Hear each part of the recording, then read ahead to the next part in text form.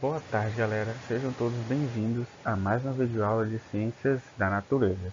Quem fala é o professor Moisés e espero que todos estejam bem, ok? Bom, galera, para a aula número 5, nós estaremos dando continuidade ao nosso conteúdo, né? O ar que respiramos. Na aula anterior, né, recapitulando, nós estudamos como era basicamente composto o ar atmosférico, estudamos as suas propriedades e as suas características gerais. Pelo tempo, né, a gente parou somente nas propriedades, ok? Para esta videoaula, nós estaremos estudando os gases que se encontram, os gases mais predominantes no ar atmosférico, ou seja, aqueles que se encontram em maior abundância. Então, preste aula, a gente vai estar estudando aí o gás oxigênio, o gás nitrogênio, os gases nobres, o vapor de água, entre outros, ok? Então, de antemão, peguei o caderno para anotar as partes principais e simbora para a aula. Bom, galera, para dar início aos gases mais abundantes na nossa atmosfera, ou seja, no ar atmosférico, a gente vai ver que o gás mais abundante é o gás nitrogênio, né? Ele vai ocupar aí cerca de 78% do ar atmosférico, ou seja, bem mais que a metade, beleza? Numa definição, né? A gente vai sempre encontrar, a gente não vai utilizar muito o nome gás nitrogênio e simplesmente a sua fórmula química, que é o N2. Ou seja, uma molécula de nitrogênio é formada por dois átomos de nitrogênio. Beleza? Continuando. Os animais e as plantas não aproveitam o nitrogênio do ar, mas existem alguns seres vivos que conseguem aproveitá-lo e transformá-lo em sais nitrogenados, como os nitratos. Então, galera, é, é, é aquela coisa, né? A gente pode pensar assim, poxa, 78% do ar é nitrogênio. E nós, como animais, seres humanos, racionais, não respiramos nitrogênio. Ele não como pode dizer assim, né? A gente respira ele, a gente ingere ele para o nosso organismo? Sim. Quando respiramos o ar, nós não estamos colocando só oxigênio para dentro do nosso organismo. Estamos colocando todo o ar atmosférico. E aí vai gás nitrogênio, gás oxigênio, vai o gás carbônico, uma variedade de gases, né? Que a gente estudou, né? Que o ar é composto por alguns componentes, beleza? Só que alguns são aproveitados e outros são jogados fora. Ou seja, na respiração a gente ingere, né, a gente coloca o ar para dentro e depois joga para fora. O que joga para fora é aquilo que não serve para nós, beleza? Isso acontece com o gás nitrogênio. Nós respiramos? Sim, só que ele não é aproveitado. O nosso organismo não é preparado para conseguir consumir esse gás nitrogênio. E aí ele é jogado para fora do organismo pela respiração, beleza? O ciclo, né? O ciclo do nitrogênio, que chama, começa com o gás nitrogênio penetrando no solo. As bactérias o absorvem, transformando em nitratos, que são cedidos, em parte, para as plantas. Essas plantas utilizam os nitratos para produzir proteínas, que fazem parte do corpo vegetal. Animais herbívoros, ou seja, aqueles que comem plantas, comem estas plantas adquirindo para si as proteínas. Proteínas essas, né, provenientes do gás nitrogênio das plantas, beleza? Só para isso aqui é um ciclo, a gente está fazendo uma linha, beleza? Os animais carnívoros, né, que comem carne, vão comer os herbívoros, transferindo para eles as suas proteínas. Quando o animal morre, é decomposto por bactérias e fungos, que retornam ao solo e mais tarde absorvidos por outra planta. E assim, iniciando o ciclo do nitrogênio novamente. Então, galera, o que está dizendo aí? O ciclo do nitrogênio, ele começa, obviamente, com o gás nitrogênio na atmosfera. Esse gás, ele consegue penetrar no solo. Quando ele penetra no solo, ele vai ser absorvido aí por bactérias, que vão transformar, já vão fazer uma pequena transformação no gás nitrogênio, transformando, né, ele em nitratos, beleza? Esses nitratos, eles já podem ser absorvidos por outros seres, incluindo as plantas, que são mais comuns. Quando as plantas adquirem esses nitratos, né, que é uma forma transformada do nitrogênio, elas vão produzir as proteínas. Então as proteínas são né, produzidos a partir de nitratos que são produzidos, né, a partir de nitrogênio, certo? Segue a linha aí, beleza? Essas proteínas, né, vão estar na planta. Quando o animal lá, um herbívoro, for comer a planta, ele vai adquirir essas proteínas. E obviamente, né, numa cadeia alimentar, vai ter um acima do herbívoro, o carnívoro, que vai comer esse animal.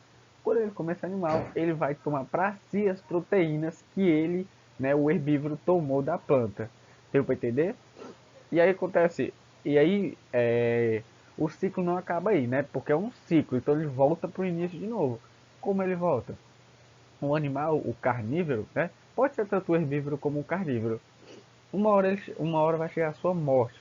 E ele, o corpo, né, vai se decompondo. Ou seja, vai soltando os nutrientes, vai soltando as proteínas, os nitratos todos para o solo novamente. Caindo no solo, a gente volta para o início do texto, onde as bactérias vão absorver, transformar os nitratos e aí tudo novamente. Deu para entender?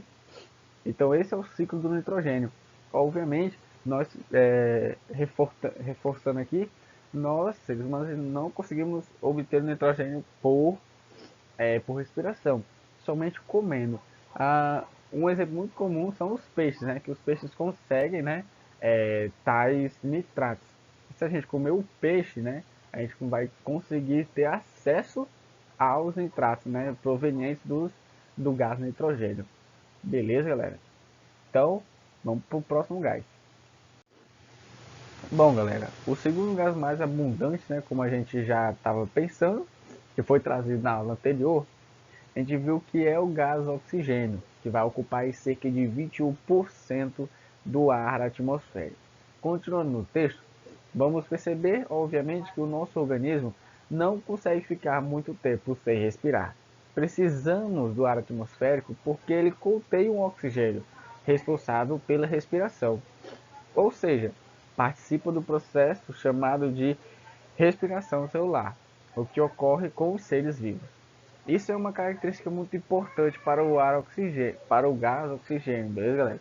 Porque ele participa, né, como o texto trouxe, da respiração celular. Esse é o nome que se dá ao processo que a gente ingere oxigênio e libera gás carbônico, beleza? Então esse processo de respirar, inspirar e respirar é o processo chamado de respiração celular, ok? Porque quando a gente ingere oxigênio, todas as nossas células, né, vão estar ali, eu posso dizer, adquirindo esse oxigênio para o seu bom funcionamento, beleza? Diferente do gás nitrogênio, o oxigênio reage com muitas substâncias. Um exemplo, né, bastante comum é quando ele reage ao ferro, que entrando em contato com essa substância vai acontecer o processo de ferrugem, como a gente pode estar observando na foto ao lado, ok? Continuando, outra importância sobre o oxigênio é ele ser um gás comburente, pelo fato de ser necessário para que ocorra o processo de combustão de quaisquer substâncias. Primeiro, o que seria combustão? Combustão é o processo ocorre quando a gente queima algum objeto, qualquer coisa. Se você for queimar um pedaço de papel, você vai estar colocando aquele papel em processo de combustão, beleza? É só esse processo simples. Então, o que quer dizer o oxigênio ser comburente? Que ele se faz necessário para que ocorra a combustão, ou seja, que tem que existir oxigênio para que haja fogo, para que você consiga queimar alguma coisa. Sem oxigênio, você nunca conseguiria acender um palito de fósforo, nem uma vela, por exemplo, nem uma fogueira, nenhum tipo de fogo. Beleza, galera?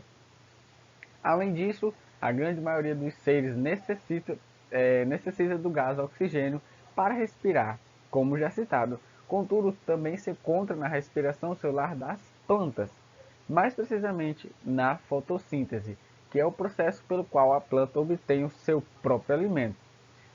Pois no fim da fotossíntese será liberado na atmosfera gás oxigênio como resultado da respiração das plantas.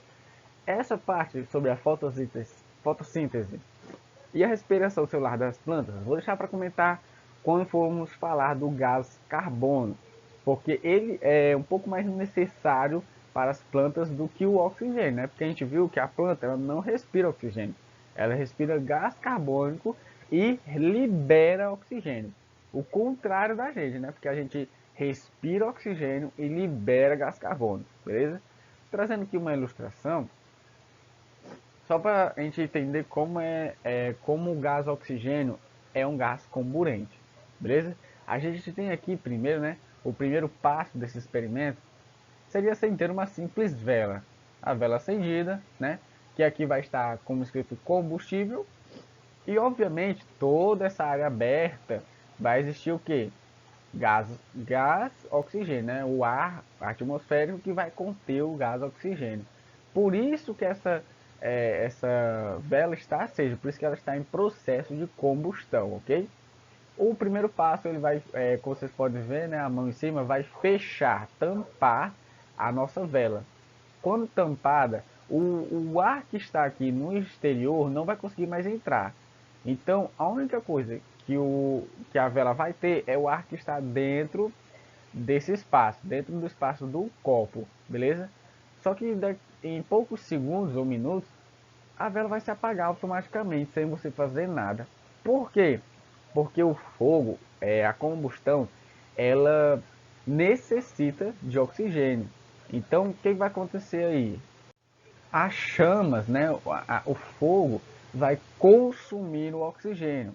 Ele não vai consumir os outros tipos de gases, o nitrogênio, os outros que a gente vai estudar. Não, ele só vai consumir oxigênio, beleza? Consumindo todo o oxigênio que está nessa parte aqui, ele não encontrando mais oxigênio, porque está fechado, né, as laterais, ele vai automaticamente se apagar, né, vai se autoconsumir.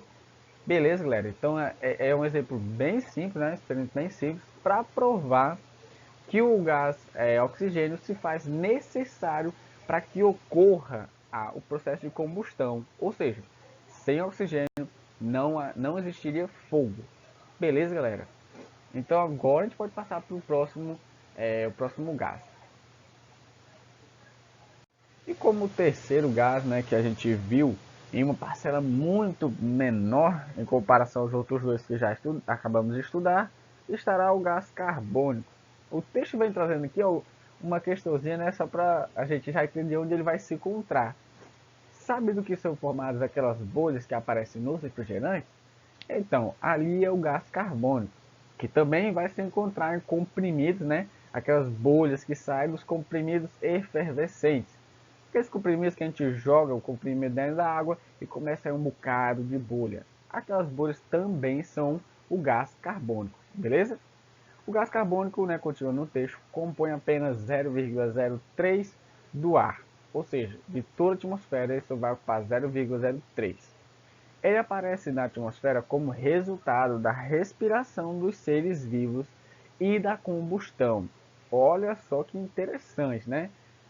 Este gás, com fórmula química CO2, é essencial para a vida dos vegetais na realização da fotossíntese, que produz glicose e energia.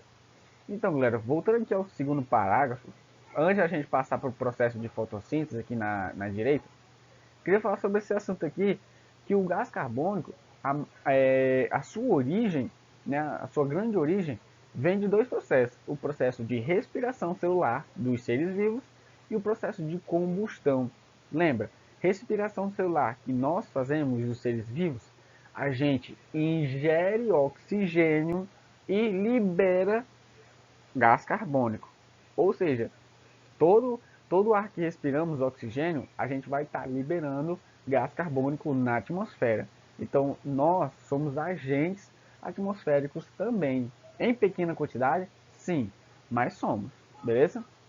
E o outro processo que é um pouco mais agravante, né, é o processo de combustão, né? Como a gente pode ver, né, quando a gente vê ali no jornal aquelas queimadas nas florestas, aquilo ali é liberado muita quantidade de CO2 na atmosfera, até mesmo prejudicando, né, o nosso planeta, beleza? Então são esses dois processos que dão origem, né, a grande parte do gás carbônico na atmosfera. Eles têm tendência a aumentar? Sim, em decorrência, né, dos outros gases. ou seja, do gás nitrogênio e do gás oxigênio. E vale lembrar que a gente vai entender agora por que ele é tão importante para as plantas, porque ele é inteiramente responsável pela realização da fotossíntese.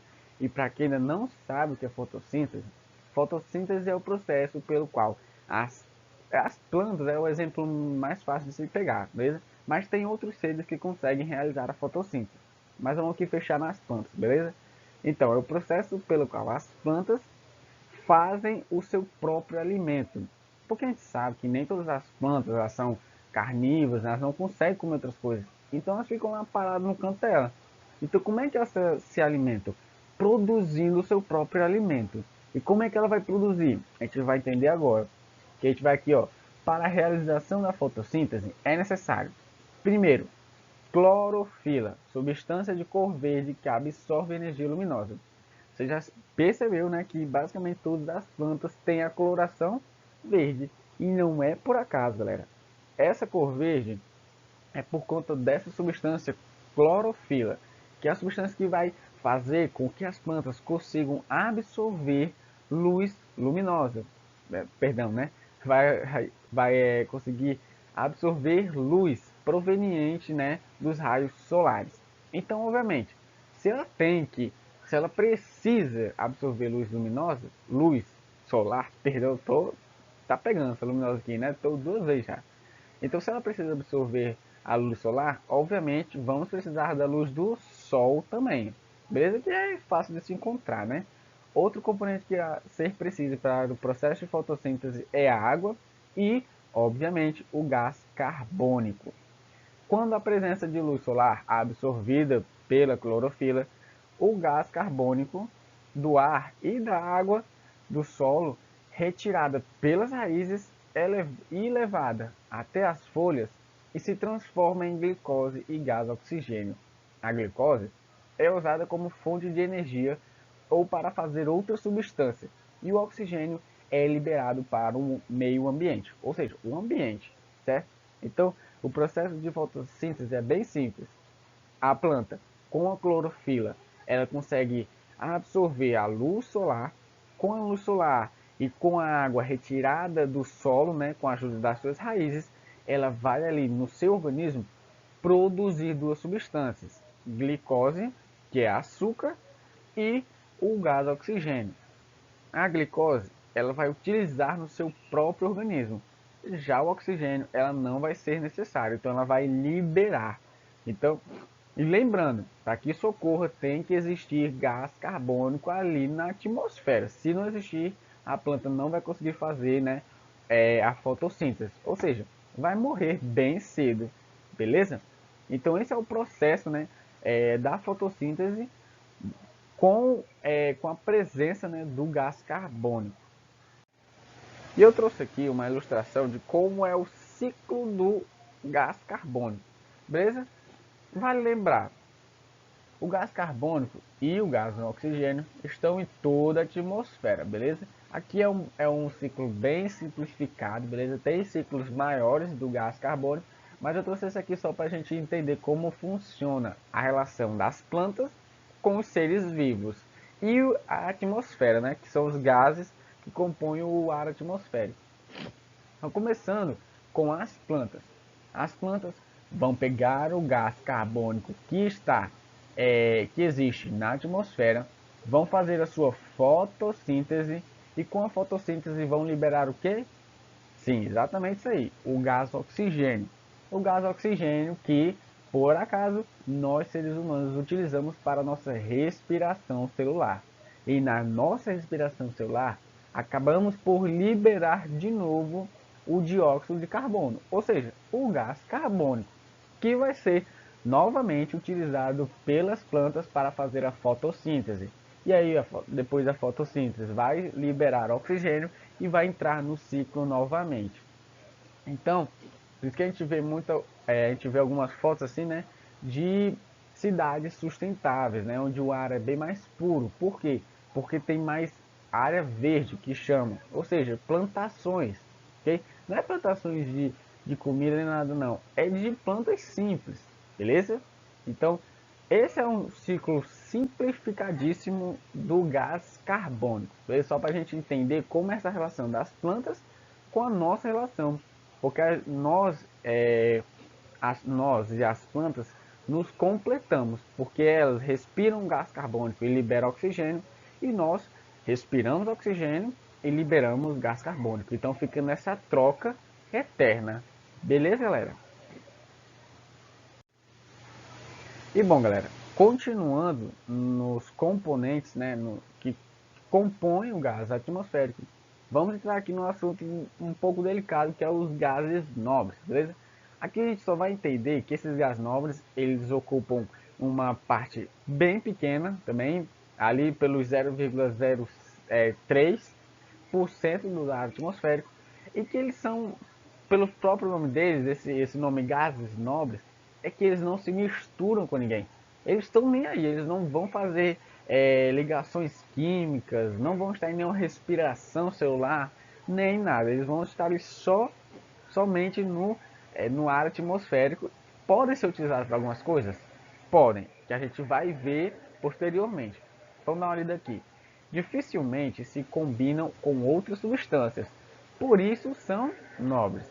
São eles, alguns gases nobres, né? São eles: o hélio, representado pelo He, o neônio pelo Ne, o argônio, que é o Ar, o criptônio pelo Kr, o xenônio, que é o Xe, e o radônio, que é o Rn. Então esses são os gases nobres existentes na nossa atmosfera, no ar atmosférico, beleza? Outra característica deles é que eles são isolados e utilizados pelo homem. A gente vai para alguns exemplos. Em flashes, máquinas fotográficas, que a gente tem um exemplo aí do xenônio. Sabe aqueles flashes, né? Quando naquelas câmeras antigas que precisava da luz para tirar cantos, por exemplo, até no celular também tem, né? Quando a gente vai precisar tirar uma foto num canto meio escuro, sem iluminação, utilizamos o flash. Ali um exemplo de função para o xenônio, beleza? Outro exemplo são os letreiros luminosos, né? Vou trazer aqui as fotos aqui. Os letreiros luminosos, por exemplo, vocês podem estar vendo aqui embaixo. Quando a gente vê isso, a gente já pode entender que o gás que está sendo utilizado dentro dessas pequenas estruturas é tanto a gente pode ver que é o neônio como o criptônio, beleza? Então eles dois vão fazer essa incandescência, né, nessas estruturas, beleza? Para encher balões, o gás hélio, obviamente, a gente já tem aí, o gás hélio é o que a gente mais utiliza, digamos assim, né? Quando a gente vê aqueles balões nos filmes, aqueles balões que não é os balões que a gente utiliza aqui no Brasil, digamos assim, né? Aqueles balões que ficam caindo pro chão. Não. Com o gás hélio, esse balão ele vai subir, beleza? Então ele sempre vai tentar ir embora, digamos assim. Então ele pode também ser utilizado tanto para balões festivos como para balões de gás hélio, que chama, que é para aqueles realmente para voos mesmo, beleza? Em aparelhos utilizados para tratamento de câncer, a gente vai ter o radônio e no interior das lâmpadas o argônio, beleza? Sim, as lâmpadas que nós utilizamos têm, né, um gás nobre chamado argônio. Beleza, galera? Então, assim, não tem muito o que a gente falar sobre eles, só se a gente for falar cada um. Mas o que a gente precisa entender é que eles não se misturam com ninguém, eles estão ali na atmosfera, podem ser utilizados? Podem, mas são coisas bem específicas, beleza? Como a gente viu aí, né, nos exemplos que a gente pegou. Então, vamos continuar. Outro componente importante e que está contido no ar atmosférico se chama vapor d'água. No ciclo hidrológico, ou seja, no ciclo da água na atmosfera, a água pode se encontrar nos seus três estados da matéria, ou seja, no estado sólido, líquido e gasoso. Quando a água se encontra no seu estado gasoso, ela vai receber o nome de vapor d'água. O vapor d'água é fundamental à manutenção das mais diversas formas de vida da Terra. Em primeiro lugar, a substância atua diretamente na regulação da temperatura da atmosfera do planeta. atenuando a incidência de raios infravermelhos na superfície. Como isso? Atenuando é diminuindo a incidência dos raios solares na superfície da Terra. A gente sabe que os raios solares, eles já por si próprios, com toda a proteção que temos na atmosfera, eles conseguem se infiltrar, né, passar pela atmosfera e chegar até a superfície da Terra, se tornando um pouco prejudicial à nossa saúde. Já se não existisse esse vapor d'água, as intensidades desses raios seriam maiores, sendo mais prejudiciais ainda. Beleza? Continuando no texto, além disso, o vapor d'água também é responsável pela formação das chuvas, ou seja, as águas dos rios, lagos, lagoas, geleiras e oceanos evaporam através da ação do Sol. Quando sobem, né, elas vão se condensar, passando do seu estado gasoso para o líquido, nas camadas mais altas da atmosfera, e dando origem às nuvens que depois formarão as chuvas. Galera, eu dei aqui uma resumida muito grande nesse parágrafo, porque ele aí é o resumo do ciclo hidrológico inteiro, beleza? Então, como é que é esse ciclo hidrológico? Primeiro, ele tem que começar nas águas, né? Água dos rios, oceanos, como o texto trouxe. Essas águas, quando os raios solares incidem nelas, vai começar a esquentar, igual como se estivéssemos fervendo uma água no fogão. Quando fervemos uma água, ela vai passar do seu estado sólido para o líquido, perdão, do seu estado líquido para o gasoso. E a mesma coisa acontece nas águas dos oceanos. Só que em vez de ter um fogo, né, lá embaixo, vai ter os raios solares, que vão esquentar da mesma forma. Quando a água entrar no seu estado gasoso, ganhando o nome de vapor, ela vai começar a subir. Sendo um gás, né, muito leve, vai subir para a atmosfera. A gente sabe que na atmosfera existem camadas e quanto mais você subir, mais menores serão as temperaturas.